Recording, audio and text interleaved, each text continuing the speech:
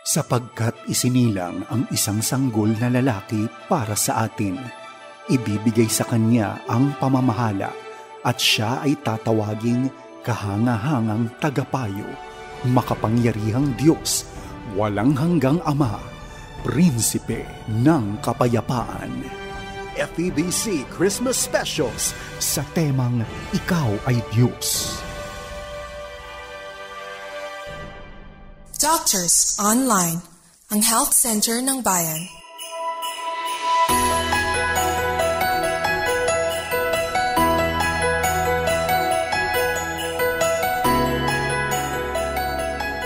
Merry Christmas, kaagapay! Welcome po sa ating program Doctors Online, kung saan hatid po namin ay libreng konsultasyon sa himpapawid.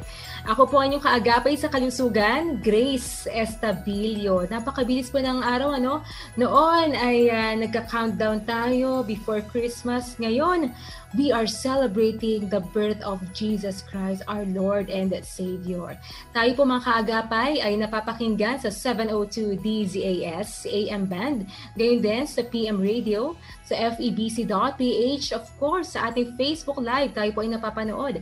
Gayon din sa YouTube channel, tayo rin po ay miyembro ng KBP o Kapisanan ng mga broadcaster ng Pilipinas. Alam niyo po ba mga kaagapay na espesyal ngayong araw ng December 25? Espesyal po ang ating episode ngayon dahil pangangalaga naman po sa ating emotional, sa ating spiritual, and even our physical well-being this Christmas ang ating pag-uusapan. Sa kabila po ng ating pinagdaanan at ang mga naranasan, alam naman po natin this past few months ay nasa pandemya pa rin po tayo hanggang ngayon. Naranasan din po natin ang unos, yung bagyo. But we thank God, sa kabila po ng ating mga naranasan, ay masasabi pa rin po natin na Lord, Ikaw ay Diyos. So yan po yung ating theme for this month. Mga kasama nga po natin, mga kaagapay, ay si Dr. Philip Tan, na isang family physician. Ang isa naman po natin makasama ay si Pastor Tito Almadin or Dr. Tito Almadin, na isang licensed clinical pastoral counselor. So sila po ang ating makakasama. Mag-share rin po sila mga kaagapay na kanilang personal experiences, na kanilang struggles, kung saan masasabi po talaga nila na Lord, Ikaw ay Diyos ng aming buhay.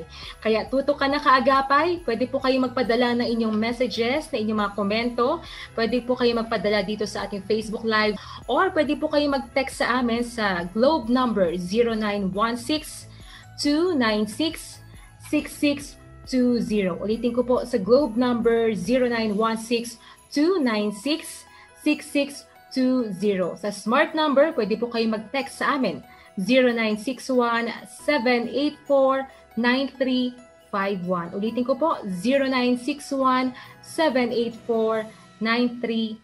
Pwede po kayo magpadala na inyong mga komento, na inyong greetings. Kaya hello, happy at Merry Christmas mga kaagapay natin na nakatutok ngayon. Alright, hindi ko na po patatagalin mga kaagapay. Ako ay na-excite na po na makausap ang ating mga guests for today. Unahin ko po si Pastor Tito Almadin or Dr. Tito Almadin. Siya po ay licensed clinical pastoral counselor sa National Christian Counselors Association sa Florida, USA.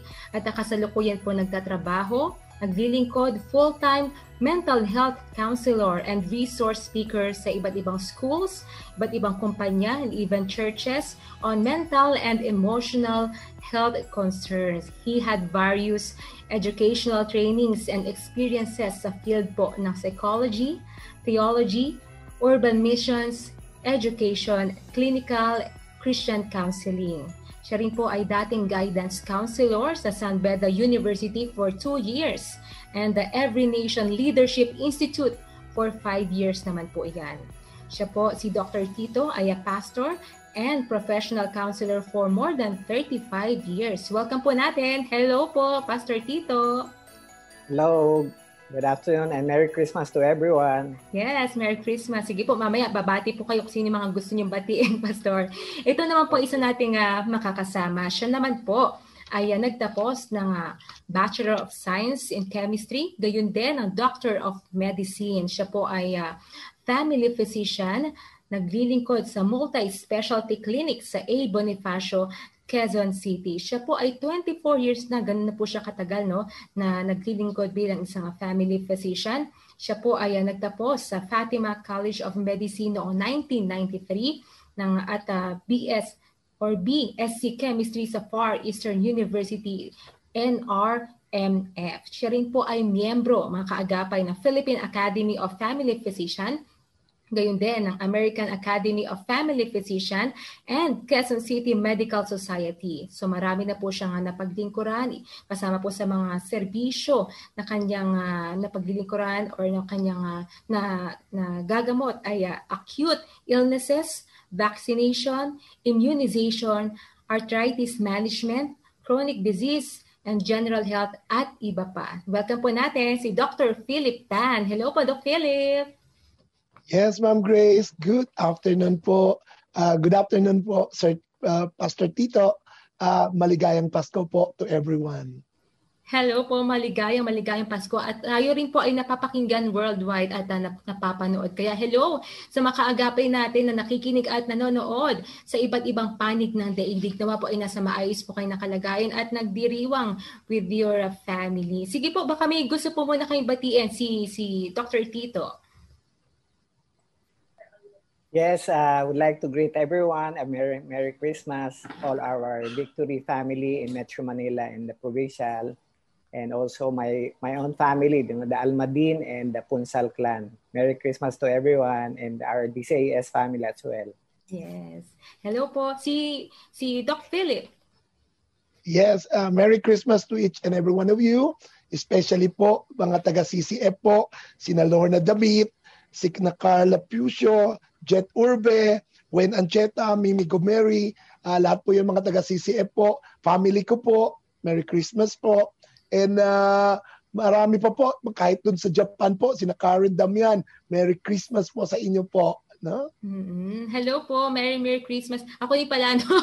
Ako din, bati rin ako. Hello po sa aking family, Estabilio family. Gayon din sa Open Door Baptist Church sa Karuhatan, Valenzuela City. Sa pangunguna po yan ni Pastor Melvin Pascual. Hello rin po kay Pastor Jeff Ramos ng Sitio Militar Christian Baptist Church. Okay? At sa lahat ng mga nakikinig at nakatutok sa atin ngayon, Merry Christmas po sa inyong lahat. Sige po. Si Pastor Tito, no? Si Dr. Tito, aside from being a pastoral counselor, para po makilala pa po kayo ng ating mga tagapakinig, kayo rin po ay isang emotional intelligence practitioner. So madalas po kasi nating naririnig mental health advocate. Pero ano po ba ang ginagawa ng isang emotional intelligence practitioner, and how do we know na kami po ay emotionally healthy? Yan, magandang tanong yan, Grace, no? So hindi lahat ng ating kababayan at mga kasama sa simbahan ay nakakaalam o nakaunawa ng emotional health, no? O emotional intelligence, no? Mm-hmm. Karamihan ng ating natitingnan para ating spiritual growth, spiritual health, hindi natin alam na kasama at kaagapay ng emotional health para maging spiritually healthy ka, no? So ako ay nakapag-aral at nag-training about emotional health practice, no, o health for that matter, no, EQ, kumbaga, no, assessment.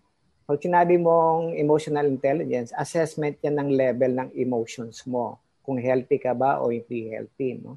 So may dalawang area kasi mini-measure ang ating emotional health, no. Una, yung tinatawag natin na personal competence, kung saan nandun nakapaloob yung level ng self-awareness mo, kung tama ba yung nararamdaman mo. O aware ka ba sa mga nararamdaman mo at yung expression ng emotion mo. Yun yung self-awareness. Now, yung pangalawang aspect ng personal competence, yung tinatawag na self-management. Paano mo kinukontrol yung sarili mo? Paano mo minamanage yung emotion mo, whether positive o negative, no? Sa iyo yung isang aspect. Yung second part ng emotional assessment, yung tinatawag natin na relational competence. No? Ibig sabihin, paano natin pinamangalagaan ang ating social awareness to what isa. Yung connection ba natin sa bawat isa, di ba? Yes. So paano tayo nagko-connect sa bawat isa? paano ka nakikipag-relate sa tao. Remember, we are created by God to be a social being, no? Hindi lang tayo spiritual, hindi lang tayo well-being, kundi social well-being din tayo. At paano natin din, kung hindi maganda yung ating pakikitungo, marami tayong conflict, minsan marami tayong nagkakagalit, misunderstanding, miscommunication, o minsan hindi tayo marunong mag-express. Yung isang aspeto noon, yung tinatawag natin relational management. So yun ang ginagawa ng emotional intelligent coach. So kino-coachan sila kung ano yung personal at present reality ng emotion niya para maging healthy siya at saka okay siya sa kanyang relationship sa sarili niya at relationship niya rin sa iba. So yan in a nutshell ang ibig sabihin ng emotional health assessment.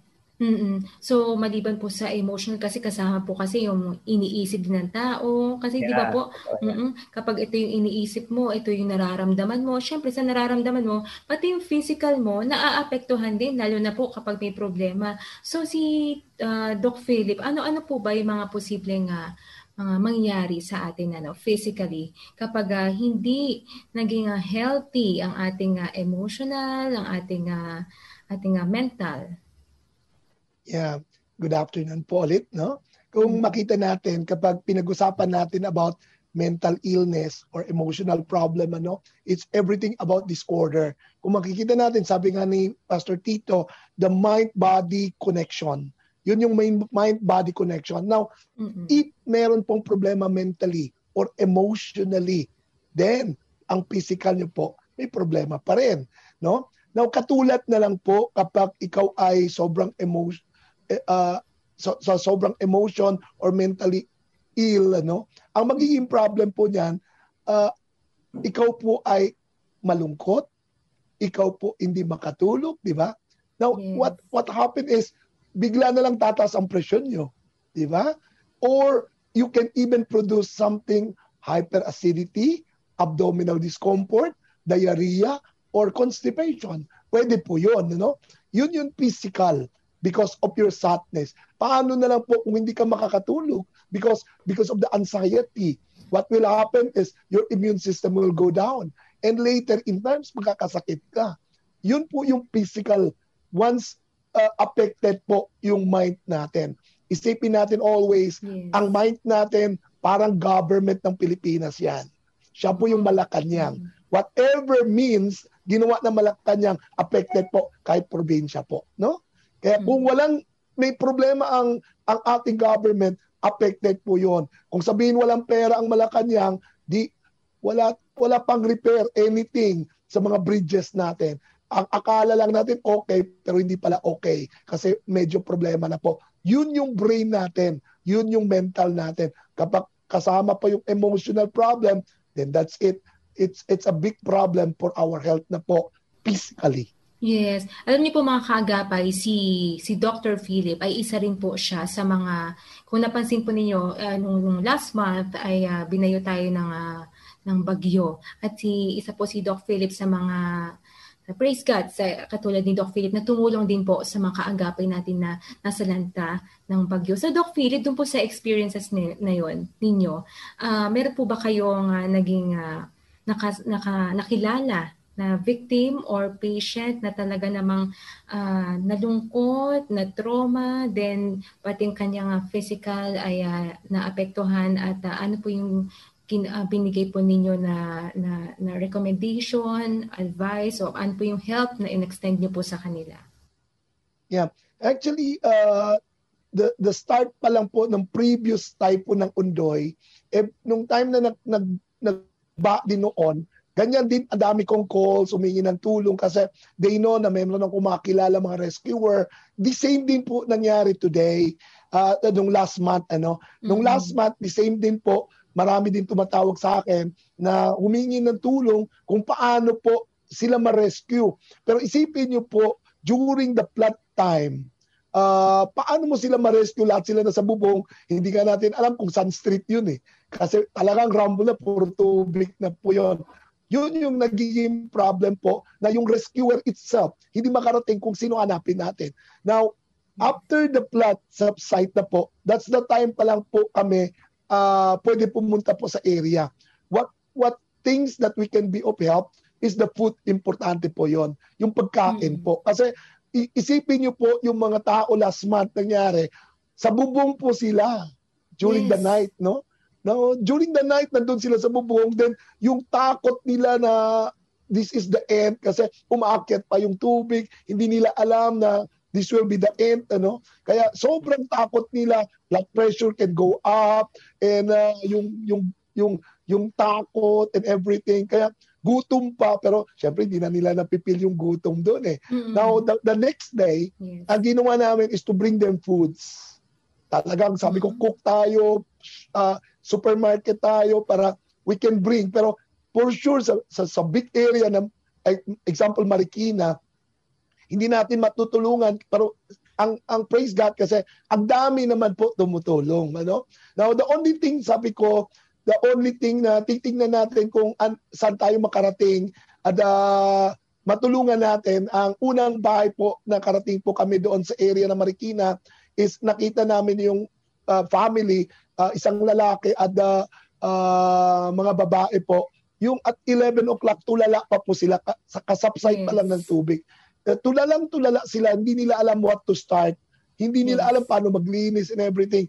And dala-dala ko po lahat ng tao ko, ginawa namin linis. Tapos nakita ko, ang putik sobrang kapal. Sabi ko, the only thing na kailangan ko is fire truck. Kaya I called my friend na mga fire volunteer. Pinadala ko yung fire truck, nilinis namin. Siguro, I think, mga 4 to 5 houses po, na-sprayan namin ng tubig, especially yung daan, para mailinis lang. We divide yung mga tao namin.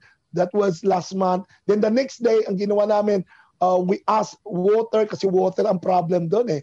Water and food, you know. Then we distribute, umikot po kami just to distribute them foods and water po. Kaya we also done yung, kasi dumaan sila sa baha, ang takot namin is the leptospirosis. No? Kaya what happened is, we bring medicine as doxycycline to give them kapag sila po ay may mga sugat, bibigyan namin sila ng 2 capsules, 1 dose po, or kung may problema po, we continue the medication. Now, nagdadala din po kami ng gamot kung talagang needed yung gamot for them po. Kapag may sugat, ginagamot din namin po. Kaya dala-dala namin po yung gamot para sa mga in case of emergency po, may nagagawa po kami sa kanila. Nakakatuwa naman, no, parang ito yung medical mission ni Dr. Philip, kasama po yung kanyang mga teammates, ano. So, Doc Tito, sabi ni Doc Philip kanina, no, so may ilang mga natutulala, di alam yung gagawin, maglilinis ba o hindi. Kumbaga, kasi trauma yung abot, di ba, Doc Tito? At may yung thinking din na, naku, baka magkasakit ako, walang pagkain, baka magka-leptospirosis and all. So, bilang practitioner, bilang isang counselor, ano po yung mga pwedeng maitulong po sa mga kababayan po natin na nasa ganun pong kalalagayan? Yeah. Una, congratulations at saludo ko sa ating mga frontliners, kay Doc Philip, no? Grabe. So what they've done is really a heroic act, no? To say the least, no? Right. Marami pa, ganun talaga mga Pilipino eh. Bayanihan, tulungan na sa oras, no? Totoo. So sana maganda pa rin ang Pasko nila ngayon, bagamat may mga pangyayaring ganyan. Tuloy-tuloy pa rin naman ang Pasko sa Pilipino. No? Going back to your question, Grace, no? So hindi naman tayo immune sa lahat ng mga pagsubok sa buhay, no? So kahit nga sa Biblia, 'di ba, mula Old Testament hanggang New Testament, maraming tao ang nasusubok at sinusubok hanggang ngayon, 'di ba? Right. So hindi naman tayo mga anghel, tayo ay tao. Sabi nga ni Doc Philip kanina, yung interconnectedness ng ating well-being, no? Body, soul, and spirit. Lalo na yung soul component natin kasi yan yung mental natin, emotional, tsaka will, no? So naapektuhan yan.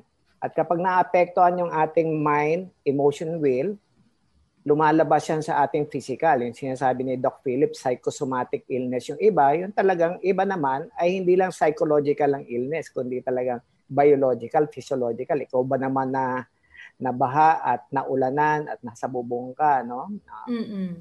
talagang kung meron mang experience yan, tingin ko dyan, trauma yan traumatic experience, no? Depende na lang sa level ng kanilang emotional health, no? Merong mga tao na trauma, merong mild, moderate, at severe na traumatic experience, no? Kasi ang Pilipino, napakataas ng ating resiliency tsaka perseverance sa mga pagsubok sa buhay, di ba? Ang tawag naman natin diyan hindi lang EQ, kundi AQ, adversity quotient, no? Okay. So, marami tayong nararamdaman na mga ganitong bagay, pero somehow, no, hindi tayo exempted. Maliban na talagang tayo, very strong tayo physically, emotionally, and physically, pero gayon pa man, bumibigay rin tayo, 'di ba? Wala naman tao sa Biblia. Si David nga, no? A man after God's own heart, no? Sabi niya sa Psalm 42 verse 5, sabi niya, King David, why are you downcast, O my soul? Put your trust in God. No? So sinasabi niya na very honest siya sa feelings niya. No? Kaya nga kapag nagkakaroon tayo po ng mga ganitong pagsubok sa buhay natin, huwag po tayo mag-suppress ng ating emosyon. Ibig sabihin, may 3 attitude po tayo na dapat gawin, katulad ng mga verse of scripture na yun. No? So alam nila, nagiging honest, unang H, maging honest ka sa feelings mo. Hindi naman iti-take against ni Lord sa iyo kung minsan nagko-complain ka o minsan nag-express ka ng emotion mo. Tao ka lang rin naman. No? Naiintindihan ng Panginoon yan. No? So you need to express and you need to be honest with your feelings. Pangalawa naman, hindi lang puro honest ang feelings mo o ina-express mo lang. Pangalawa naman, Grace and Dr. Philip, yung ka rin, maghawak ka rin sa salita ng Panginoon. Hindi naman masyadong self-centered yung sarili mo. No? You hold on to the promise of God. Kasi nga, we live by faith, not by sight, di ba? So yung pangatlo, mag-humble ka kay God ng mga bagay sa buhay mo na hindi mo kontrolado. No? So be honest with your feelings, hold on to the promises of God. Third, humble yourself before the eyes of God. No? Remember, walang immune. Walang mataas ang pananampalatayang Kristiyano na hindi na-apektuhan ng ganito. Remember, sa book sa Bible, merong book sa Bible, no? Sa Old Testament, isang book sa Bible nakalaan sa mga ganitong klaseng emotional disturbances. Ano yon? Book of Lamentation. Sa Tagalog nga Lamentation, yung panaghoy, di ba? Yes, po. Panaghoy, ibig sabihin yung malalim na grief o malalim na dalamhati. No? Meron din mga portion sa Book of Psalm, yung imprecatory Psalm, di ba? Tapos yung Book of Job rin, pag binasa mo yung Book of Job, ang daming mga emotion. Ibig sabihin, tao lang tayo, kahit Kristiyano ka pa, hindi lang ito usapin ng pananampalataya. Ito ay usapin din ng emosyon at mental health natin. Kasi kasama yan sa sa katauhan mo, sa whole being mo. Hindi ka lang spiritual being, emotional being ka rin, mental being ka rin, tsaka physiological. Kaya dapat tayo integrated ang approach natin. Maganda nga, andito si Doc Philip, andito ako, andito kayo, magtutulungan tayo. Ang tawag natin dyan, Dr. Philip, healing community. Tama? Yes. Meron tayong emotional intelligence coach, meron tayong physician, meron tayong church. Tayong lahat ay part of the healing community. Kasama na rin yung ating mga faithful, loyal, family, and friends. Yan, lahat ng yan, Grace. One package yan. Hindi pwedeng mawala ang isa dyan. Kasi we need to work together. Kasi ang Panginoon, He wants us to work together. We are created not to be alone, but to be living in a community. We're part of the community. Huwag kang lalayo sa community. Sa simbahan mo, huwag kang lalayo kapag meron kang problema. Kailangan na alam nila kung ano ang nararamdaman mo. Wala naman tao na exempted sa mga negative na nararamdaman. All of us are not exempted. Kaya don't be afraid of your healing journey because you're getting better, you're not getting worse. Ask help because there are always available help for you. Ang ganda po ng sinabi ni Pastor Tito. Una, be honest with your feelings. Pangalawa, hold on to the promises of God. Panghawakan natin yung salita ng Panginoon. And yung pangatlo, ano yung pangatlo, Pastor? Humble yourself before the Lord. Humble yourself before the 3H, mga kaagapay. Ang ganda po ng share ni Dr. Tito. Short break po muna tayo. Doc Philip and Pastor Tito. Marami pa po tayong pag-uusapan.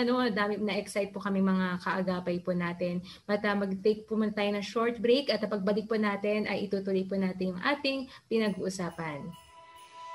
Kasama po natin mga kaagapay, sina Dr. Philip Tan, na isang family physician. Gayon din si Pastor Tito Almadin, na isang licensed clinical pastoral counselor. Tayo po mga kaagapay ay magbabalik makalipas sa ilang paalala.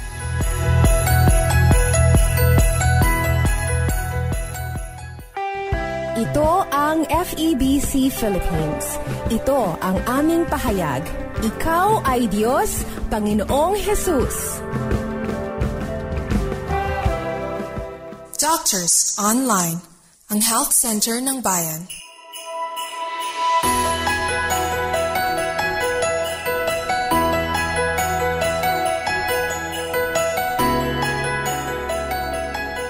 Nagbabalik po ang Doctors Online Christmas Specials dito sa 702 DZAS, FEBC Radio TV, Agapay ng Sambayanan. Ako po ang inyong kaagapay sa kalusugan, Grace Estabillo. Napapakinggan po tayo sa 702 DZAS AM Band, sa PM Radio, sa FEBC.ph, of course sa ating Facebook Live at sa YouTube channel. Kasama nga po natin dito po sa ating episode for today, Christmas Specials episode, sina Dr. Philip Tan, na isang family physician, gayon din si Dr. Tito Almadin, na isang licensed clinical pastoral counselor. At pinag-uusapan nga po natin, paano po ba natin na mapapanatili na malusog ating emotional, physical, and of course ang ating spiritual well-being. Kaya yan po ang kanilang ipinapaliwanag ngayon. And of course, makakarinig din po tayo ng kanilang mga personal experiences. Paano po ba masasabi na Diyos, ikaw ay Diyos sa aming buhay. Welcome po muna natin muli. Hello po, good afternoon, Doc Philip. Yes, Ma'am Grace. Good afternoon. Merry Christmas again to everyone po. Christmas. Buong mundo. Merry Christmas. Hello po, Doc Tito. Oy, Merry Christmas sa mga kaibigan natin dyan sa abroad, no? Sa Canada, sa US, yung mga nakikinig sa Germany, sa Europe. Wow. Okay. Feliz Navidad, maligayang Pasko. Hello, happy listening po sa inyo and Merry Christmas po. Sige po, ituloy po natin yung ating pinag-uusapan kanina, no? Kay Pastor Tito or Doc Tito. Gusto po namin na marinig ang inyong experiences, inyong personal struggles at paano niyo po masasabi na Lord, ikaw ay Diyos. Pero bago po yun, pwede niyo po bang mabigyan po muna ng practical tips ang ating mga kaagapay? Paano po ba mapapanatili na healthy ang ating spiritual well-being, ating emotional and mental health? Yeah, totoo yan, no, Grace, no, Doc Philip. Alam natin yan, no. Tayo medyo may edad na tayo, hindi katulad ni Grace, medyo pataba-taba. Pahaba-haba na yung lakbayan natin. Wala tayong pwede sabihin na God is good all the time, di ba? God is gracious. Ibig sabihin lahat tayo, we are all wounded soldiers, eh. We have all our battle scars, no? Sa mga katawan natin, sa isip natin, sa kaluluwa natin. We are living in a broken world. We are sinners saved by grace. Lahat tayo. This is a journey. Life is a journey. Yes. Sabi ko nga, minsan, life is a healing journey, di ba? Ng Panginoon, no? So, there will always be struggles. There will always be temptation. There will always be trials. Pero amidst of that, andun naman yung happiness, grace ni Lord sa buhay natin. Yes. So, bilang isang tip, no? Napakasimple lang ibibigay ko sa ating mga listeners and viewers ng ating Christmas special ng DZAS. Yes. Remember the word TAPS. T-A-P-S, no? Para madali lang tanda. TAPS. No? Parang tapsilog yan. Oo nga po eh. Pero TAPS lang. Okay. T, talk to God and talk to someone. Kapag nagkakaroon tayo ng mga struggles sa life, you need to talk to God. No? Sabi nga, make your anxiety become a dialogue, not a monologue, di ba? Tanggalin natin yung mga ans sa utak natin. Yung ans stands for anxious negative thoughts. Di ba? Yung mga ans, negative thoughts yan eh. Tanggalin na. Let's talk to God. Share our feelings. Di ba? Si David, si Job, kita mo yung book of the Bible, they're all very honest and vulnerable before God. They talk to God. And second, you talk to someone, to a trusted friend in a very safe environment. No? Yun nga sinasabi ng Bible, di ba? Anxiety, Proverbs 12 verse 25, sabi dito, Anxiety in a man's heart weighs him down, but a good work makes him glad.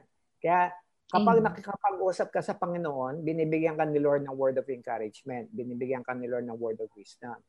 At kapag nakipag-usap ka naman sa mga kaibigan mo o kapatiran mo, mamimili ka ha, yung mga hindi negative ha, yung mga positive, very encouraging na mga kaibigan natin sa church, mga kaibigan natin, lapit tayo yun. Ma-encourage tayo, comfort, and happiness. Siguro magtawanan kayo, no? Kailangan yan. Talk to someone, talk to God. Letter A, siyempre, we need to accept the realities. No? Hindi tayo pwedeng denial. Diba, Doc? Kapag sobra tayong denial, diba? Ignore tayo nag-ignore, diba? Stress is piling up. Little that we know, magkakaroon na tayo ng mental breakdown, emotional breakdown. Kasi nagsasuffer yung katawan natin. Yung emotional, nagmamanifest yan sa physical. Sabi nga ni Doc Philip kanina. Yes. No? So let's accept reality that we are not in control of everything. Huwag tayong magsadong control freak. No? Pero ibig sabihin na we accept the reality, ibig sabihin nun, hindi naman yung wala ka nang gagawin. Siyempre, you need to act in wisdom and in faith sa lahat na. Sabi nga ng 1 Peter 5:7, di ba? Cast your anxieties on Him, for He cares for you.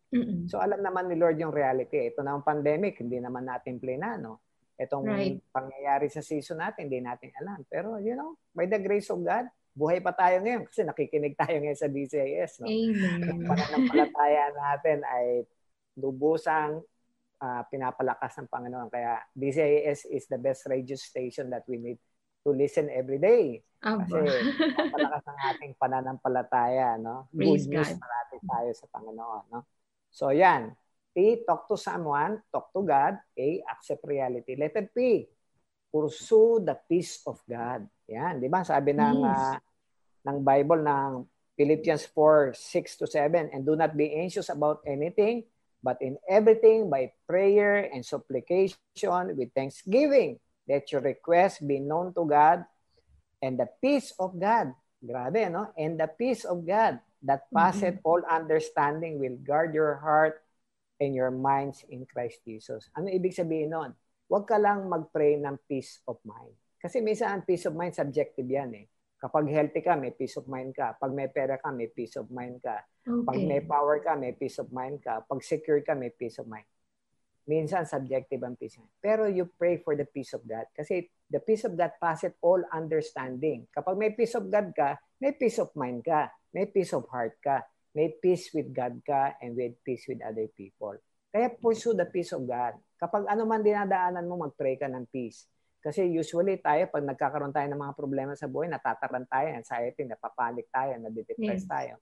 So, since na ganon, kailangan let's come to God and ask for God's peace para sa atin. Mapayapa tayo, makalma tayo. And letter S, apakalaga nito, Grace and Pastor Philip. Yes. Pastor na talaga si Philip. Kasi nainig lang ako sa kasal, pastor yun, Philip din eh. So, malay mo maging pastor si Doktor. No? Marami akong kaibigan ng doktor na nagiging pastor. Naku, prophetic yan, Doc Philip. So, maganda po tayo sa Panginoon. Then, lang. Letter S, submit your joys and pains to God. Yan. Sabi ng James chapter 1, verse 2-4, count it all joy, my brothers, when you meet trials of various kinds, for you know that the testing of your faith produces perseverance, steadfastness, and in full effect that you will perfect and complete, lack nothing. Okay? So, submit natin. Araw-araw tayo kailangan lang submit tayo sa Panginoon. So, remember, Taps, talk to God, talk to someone. A, accept reality. P, pursue the peace of God. And 7, letter S, submit your joys and pains to God. Diba? Diba, Doc Philip, kailangan natin ng happy hormones, diba? Malaking tulong yan sa katawan ng tao. Happy hormones, diba? Yung hug, appreciation, okay, positive ka lang. Kasi yung stress hormone, nakakadulot ng napakaraming stress yan. No? Okay. Stress, yung cortisol, sabi nga natin. No? So, kailangan natin yan. Ako, naniwala ako, yung Proverbs 17:22, no? A merry heart doeth good like a medicine. Yan, alam ni Doc yan. So, merry heart, basta happy disposition ka, ay yung katawan mo, nagmamanifest rin ng good happy hormones, malayo ka sa sakit. At tumitibay ang immune system mo. So yan ang aking practical tips sa ating mga listeners. Pa-Christmas ko na po sa inyo. Salamat. Ang dami po namin nakuha po doon. Pero sa inyo po personally, Doc Tito, meron po ba kayo na experience na talaga po naman na masasabi po ninyo na ikaw ay Diyos, Lord, sa kabila po ng aking pinagdaanan these past few months? Ako, a living testimony ako ng grace ni Lord. No? Parang ikaw, Grace talaga ang pangalan mo. Pero ako sa buhay ko, kasi I'm the 11th child in the 11 siblings. Alam mo ba yun? Wow! Punso! Labing isa ako. I'm the youngest of 11 siblings. No? Kumbaga sa ibang mga matatanda, latak na, no, Doc. No? So, ano yan? So, I grow up to be unwanted because feeling... Sabi ng mga relatives ko, I'm an unwanted child. Ayaw ng mga anak ng nanay ko kasi pambira, 10 ba naman kami? Dagdagan mo pa ng isa, di ba? Para I'm growing up to have a identity crisis because of rejection, no? Abandonment, no? Growing up. Kaya buti na lang, ang Panginoon ay mabuti. At the age of 17, bago ako mag-18 years old, nakakilala ako sa Panginoon. So, nung nakakilala ko sa Panginoon, nag-dig deeper ako sa salita ng Diyos. I get to know God in my life. At alam mo ang kagandahan, Grace, God orchestrated. Na kumuha ako ng psychology bilang kurso ko. At nag-aral ako ng counseling kasi kailangan ko maintindihan muna yung sarili ko bago ko maintindihan yung ibang tao. Kasi nagka-counsel ako, di ba? Nagko-coach ako ng emotions. So, kailangan maintindihan, dapat healthy emotionally, spiritually ako. Kaya napakaganda ang Panginoon ay sumasalamin sa perfection. Kaya God is perfect. We are not perfect, but God is perfecting us. From glory to glory is changing us. Thank you, God, for that. Salamat po. At tingnan mo naman po ngayon, si Dr. Tito ay nagagamit po sa iba't ibang kaparaanan, nag-lead po sa church, at siya rin po ay may mga through his books ay marami rin po ang natututo sa kanyang mga pointers. Mamaya po pwede niyo po i-share. At talaga pong si Dr. Tito ay nagagamit ng Lord sa iba't ibang kaparaanan. Paano rin po matutulungan ang mga kababayan din po natin na talaga pong nahihirapan psychologically. Paano po ba sila makakaraos sa kanilang pinagdadaanan, kanilang pains, So we thank God for your life, Dr. Tito. Ngayon naman po, ito po yung hinintay naman din po natin yung kung paano po kumilos ang Lord sa buhay ni Dr. Philip at masasabi po niya talaga na ikaw ay Diyos. Dr. Philip, kasama po ba ninyong inyong wife ngayon? Yes, andito po ang aking wife. Siguro pa-move ko lang po, invite ko siya dito. Hello po. Yeah, dalawa na po kami. Siguro ilagay mo to. At kami naman ay magte-testimony ang aming life. Go ahead. Sige po, paano po ba, ano po ang inyong naging experience po, share po natin sa ating mga kaagapay kung paano po talaga pinakita ng Lord ang kanyang kabutihan sa inyong buhay. Sige po. Yes, dito natin masabi na Diyos, ikaw nga yan. Diyos, ikaw ay Diyos. No? Kasi during that time, last month, what happened, it's the birthday of my wife, November 1.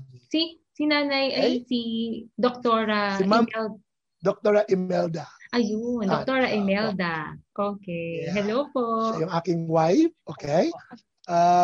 Kung sabi nga ni Pastor is, siya po ay 11 sa 11. Ako naman po ay 10 sa 12. Wow. Si Doktora ay ilan ka? 11 sa 11. 11 sa 11 din si Doktora. Kami po ay go and multiply. Ang aming parents. Ang dami. Kaya pares lang kami ni Pastor Tito. Yes. Now, during the time November 1, ang nangyari po kasi nag-usap-usap kami mga doctor. By November 4, every one of us will have a blood test for an annual check namin po para masilip din namin ang mga cholesterol namin or ang aming blood chemistry kung ano na ang level namin. Kasi those time, October, nung chinek ko po, sarili ko po, hindi ako naging modelo. Medyo tumaas po ang triglyceride, cholesterol, sugar, even my blood pressure tumaas, even sugar ko po mataas din po. Kaya even I am a doctor, hindi exempted, no? Hindi exempted na with all these things, no? Kaya we plan to have a test for November 4. Kaya November 1, that's the birthday of my wife. Early in the morning, ginigising ko sila. Sabi ko, bago ako mag-check ng November 4, mag-exercise tayo. That was Sunday. Sabi ko, mag-exercise tayo. Kaya lang, masarap pagtulog nila that time. I do some stretching, pero bumangon na po yung wife ko po. Sabi niya sa akin, kasi yung mga anak ko, ang sarap pa ng tulog nila. Sabi ng wife ko, sige po, sasama ako, mag-exercise sa'yo. 15 minutes nag-stretching po ako. And another 15 minutes, nag-exercise kami together with my wife. Then I feel the chest pain. The heart attack na pala yun, okay? This is the time na na-experience ko po the doctor has the heart attack. Okay. Now, during the time na sumakit na po yung dibdib ko po, hindi ko sinabi sa wife ko po kasi alam ko matataranta siya. Habang nag-exercise mo siya, ako po ay umupo na. Pero di niyo po alam na heart attack na pala yun, yung na-feel niyo, Doc? Una, hindi ko pa napipil. Akala ko napagod lang po ako. Yeah. Yun lang muna ano ko, siguro napagod lang po. I sit muna para to relax myself kung maging okay ako. Pero na-feel ko nagiging much worse, naging much severe. Okay. Kaya ginawa ko po, adjacent lang kasi yung office ko po sa room ko. Tumakbo na po ako sa room ko. Then, kasi alam ko it's already heart attack. Meron po akong always ready sa wallet ko, the medicine known as nitroglycerin patch. Ito po, ginagamit ko po ito kapag may emergency po sa pasyente, not for me. Pero dito po, ako na ang gumamit na. Okay? Nilagay ko po yung patch doon sa aking katawan para to lessen the problem of the heart attack. Kaya lang po, yung experience ko nung habang nakaupo ako doon, bigla po ako nahilo, sobrang hilo. Pero sabi ko sa sarili ko po, kapag ito pong hilo, tuloy-tuloy na po ito, makukulaps ako, that's the end of my life. Kaya nung time na yun, nilagay ko pa yun sa Facebook, that is my second life. Yes, kaya during the time na na-feel ko po yung hilo, it's only a few seconds. Few seconds from head to toe, na-feel ko po parang umikot ang system ko po at nawala po siya everything. Kaya during the time, ang observation ko po, it's a heart attack, pero it's not the death. It's a heart attack for internal cleansing from the Lord. Kaya sabi ka natin, ikaw ang Diyos. Meron pala siya ginagawa sa akin na hindi ko alam. Kaya during that time, na ang ginawa po ng misis ko po, nalaman niya po, nandun ako sa loob, nakita niya po ako na iba na pala itsura ko. Kaya ang itsura ko po ay sobra na ang sweat ko at dinala niya po ako sa aking bed.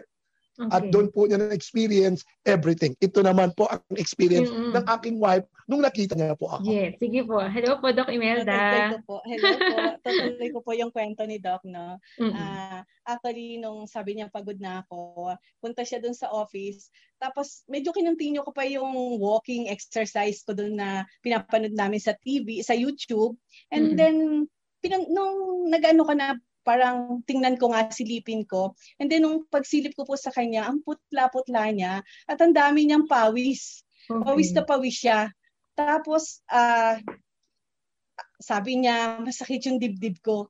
Pero medyo hindi pa ako takot during that time. Pero iba po kasi yung tsura niya. Nagpa-inject na siya ng pain reliever. So dinala ko po siya doon sa kama namin. Tapos sa kama namin, nung ininjectan ko siya, no-shielded siya, no? So, parang nataranta na ako kasi iba yung tsura niya eh. Yeah. Pinatawag ko na yung mga pamangkin naming doktor. And, syempre, marami rin naman ako na-experience at na-witness na mga ganong cases during our internship at saka nung aking residency sa hospital na parang heart attack na to And then, medyo kalmante pa ako. Pero nung binibipi na namin, iba na talaga yung tsura niya. And then, palpatory na yung kanyang pulse. And nung nilagay namin yung oximeter, talagang mababa. Binipi namin, the usual BP niya is mataas po talaga. Nag 90-60, nag 80-50. Tapos yung pulse rate niya nasa 35, 32, 30. Tapos nung pina-auscultate ko yung heart, hindi raw nila marinig. Tapos nung sinisilip ko, hindi po talaga umaakyat yung pulse rate niya. Tapos hindi nila marinig yung umiyak na ako. Talaga pong bilang doktor, hindi kami talaga ang doktor. Ang Panginoon po talaga ang dapat kikilos. Amen. At dito ko po na alala na lahat talaga ng buhay ay may kamatayan. Okay. Lahat ng buhay may hangganan. Yeah. And ang Panginoon lang ang in control sa lahat. During that time, pagka meron akong mga ka-D-group, nag-a-advise ako ng ganon, parang andali po. Pero during that time, Lord, wala na akong tatawagan, ikaw lang. Parang naalala ko yung during the time na yung Israelites ay nagtatalo na, nakatingin na lang sila kay God, umiiyak na lang sila. Parang that moment, ganun po ako. Parang ang lakas-lakas na ng iyak ko, Lord. Parang kasing alam ko sa mga experience ko, few moments na lang, few minutes or hours, baka mawala na yung asawa ko. Right. So, wala ako talagang, ang lakas na ng iyak ko, na nakatingin lang ako kay Lord. Alam ko pinapakinggan niya ako. Pero parang, Lord, wala akong magagawa. Ikaw lang talaga, ikaw lang. Tapos after nun, hindi pa rin talaga, nagjo-joke na si doktor, pero palpatory pa rin siya, mababa pa rin yung kanyang BP. Kadyo-joke niya, medyo nawawala yung ko. Pero during that time na umiiyak ako, nag-joke pa siya. So, anong sinabi mo si Tan? Yeah, actually, nung nakikita ko natataranta sila, sabi ng isang doktor na pamangkin ko na wala siyang naririnig po na any heart rate ko po. Then wala rin sila napipil ng pulse ko po. And as an emergency doctor, yun po always nakikita namin sa ER. After then, straight line ka na. Yun yung kaya yung monitor po na sa finger ko po, oximeter. At minomonitor po nila yon. Kaya ang joke ko po sa kanila, sabi ko, pagod na po ako, baka mauna na po ako sa inyo. Iyak na po sila. Kaya joke ko po, sabi ko, joke lang po yun. Sabi ko, hindi pa ako kinukuha ni Lord. Sabi ko, ano lang to, internal cleansing lang po ito. Pero ang problem lang po, every time magjo-joke po ako, tinitingnan nila doon sa oximeter, yung normal po ng pulse rate na 60 to 120, ang aking pulse rate po, 31 na lang po. Pababa na. Para bang, kung makita nyo sa monitor po, kulang na lang, mag-straight line na po siya. Kaya yun po yung nakikita nila, ang observation nila na talagang going down. And yun yung normal observation namin sa emergency room. Yung mga pasyente. Siguro, ang sabi kanya, dadalhin na kita sa ospital. Sabi ko, no. Na doktor po tayong lahat. And we will just pray na gagaling po ako. Huwag kayong mag-alala kasi nandyan sa atin ang Diyos. Kaya tamang-tama po yung tema natin ngayong Pasko, ikaw ang Diyos. Di ba? Kaya talagang nung binuhay ako, after, sabi niya, mag-blood test tayo. Sabi ko, no, hindi tayo mag-blood test. Kasi kapag mag-blood test tayo, everything is high pa po yan. Kasi nangyari pa lang po yun. Siguro after a week. After a week, nagulat na lang po namin, natalo ko po yung ibang doktor kasi becomes normal. Nakakatuwa po, Yes. Praise God po. During that time talaga, hindi ko alam yung feeling ko, pero kung na-remind po ako nung footprints on the sand, na hindi ko na alam, talagang, siyempre ang bigat po nun, bilang doktor, alam mo yung sitwasyon ng asawa mo, ayaw magpadala sa hospital, pero na-remind ako na God is in control. Who is God in me? Yes. And I know our God is sovereign. He is in control of everything. He is good and He loves us. Yun po yung nagbigay ng assurance sa akin. And that night, hindi pa rin ako makatulog kasi hindi pa rin po umaakyat at tumataas yung pulse rate niya ng normal. Nasa 50, 40, 50, ano lang. Pero hindi na bumababa ng 30 plus. And during that time, tinitingnan ko siya, kinikis ko siya sa noo. And habang nandoon ako na nag-iisip, ni-remind po ako ni God at alam ko God talk to me kasi ang dami pong na mga verses na lumagay sa isip ko na sa CCF kasi 'di ba meron kaming memory verses. Bigla pong lumagay sa isip ko yung Psalms 42:11. Alam ko kinakausap ako ng Panginoon through the Holy Spirit. Ang sabi niya, "Why are you in despair, my soul? And why are you restless within me? Wait for God, for I will again praise Him for the help of His presence, my God." And then yung Psalms 41, 1, 3, and 4, I waited patiently for the Lord, and He reached down to me and heard my cry. He put a new song in my mouth, a song of praise to our God. Many will see and fear and will trust in the Lord. And deeper, and another verses po is yung Proverbs 3:5-6 na trust in the Lord with all your heart and do not lean on your own understanding. In all your ways, acknowledge Him and He will make your path straight. Which is, kami kasi mga doktor, parang minsan, kung ano yung napag-aralan mo, yun dapat yung gagawin mo, yun dapat yung kailangan. Pero during that time, alam ko si Lord nando doon kasi kahit na siya maputlang maputla, mababa palpatory, pawis na pawis, siya pa rin ang in command po. Lagyan mo ko ng ganito. Huwag mo akong bigyan ng gamot na yan. Kasi meron akong gamot na naisip para sa heart failure. Sabi niya, hindi yan pwede sa akin. So, yung presence of mind niya, nandun doon pa rin. So, yung our understanding is iba pa rin sa pagkilos ng Panginoon. Yes. So, hindi tayo dapat ng humahawak lang sa ating kakayahan. Kung hindi, magre-reach out talaga tayo kay God. And nakakatuwa po yung nakakatuwa po yung Opo. Salamat po sa experience po na yun. Talagang dito po natin nakikita yung kung gaano po talaga kabuti, kung gaano po talaga na-inspire ng Lord at niligtas po si Dr. Philip at talaga binigyan siya ng second chance. At alam po naman natin na marami pa pong matutulungan si Doc Philip na mga kababayan po natin na mga tagapakinig kahit na sa kabila po ng kanyang pinagdaanan. Nako, napakabilis po ng ating oras. Gusto po namin na marinig ang inyong kwento po kung paano po naging mabuti ang Lord kay Dr. Philip at sa inyong family.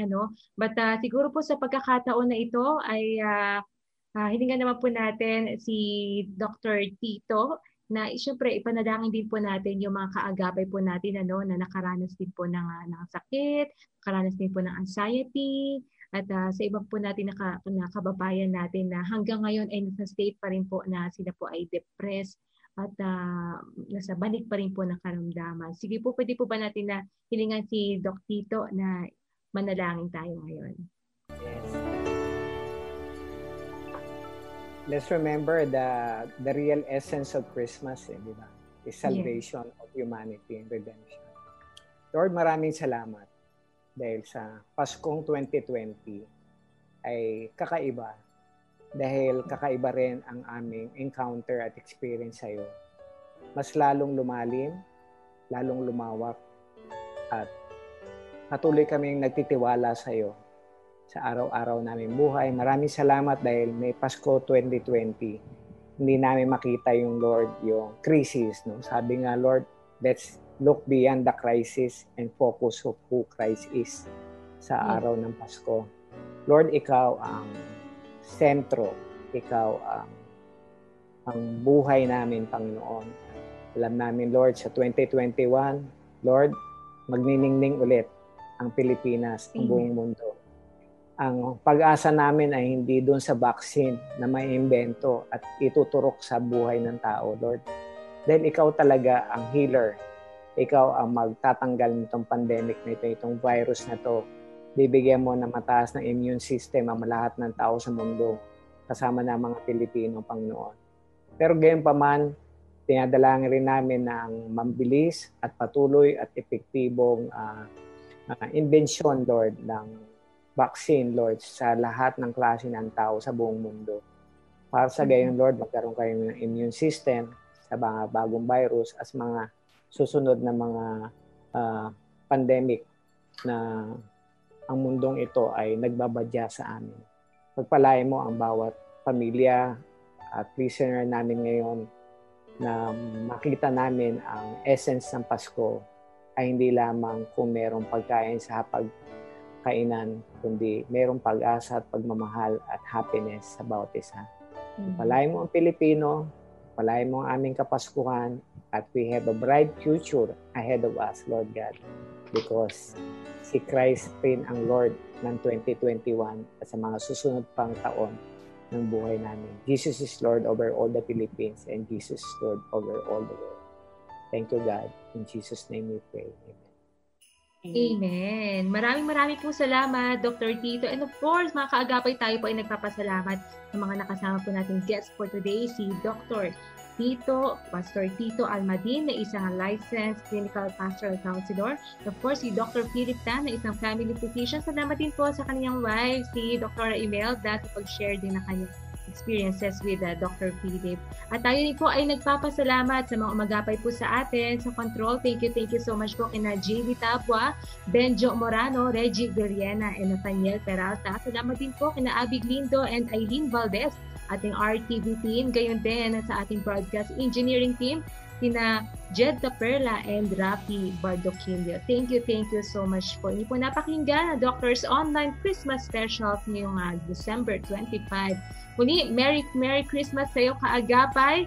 Ako po ang inyong kaagapay sa kalusugan, Grace Estabilio, na nagpapasalamat at nagpapaalala na pangalagaan ang kalusugan dahil ang kalusugan ay kayamanan.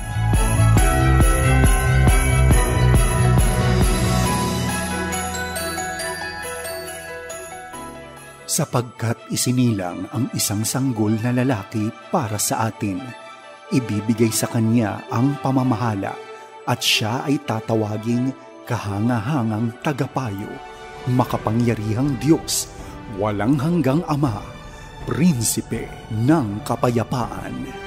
FEBC Christmas Specials sa temang Ikaw ay Diyos.